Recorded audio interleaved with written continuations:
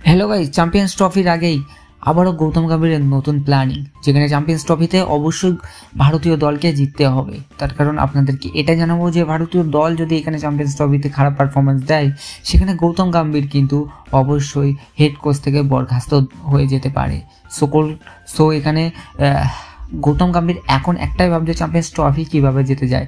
যেখানে চ্যাম্পিয়ন্স ট্রফির আপডেট পেতে হলে আমাদের টেলিগ্রাম চ্যানেল বিকি স্পোর্টসে ফলো করতে পারেন এবং লিঙ্ক দেওয়া থাকবে প্রথম কমেন্টেই। সো চ্যাম্পিয়ন্স ট্রফিতে প্রথম যে পরিবর্তন আসবে, আবারও কিন্তু দলে ফিরছে মোহাম্মদ শামি।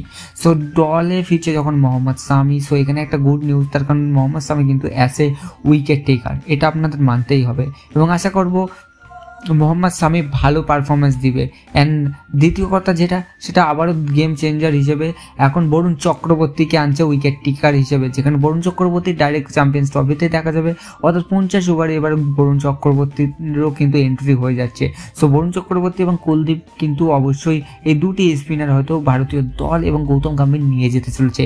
বাট মোহাম্মদ শামির খবরটা শুনে অবশ্যই ভালো লাগছে এবং আপনারা ইংল্যান্ডের সিরিজেই কিন্তু মোহাম্মদ শামির কামব্যাক হতে আপনারা অবশ্যই দেখবেন।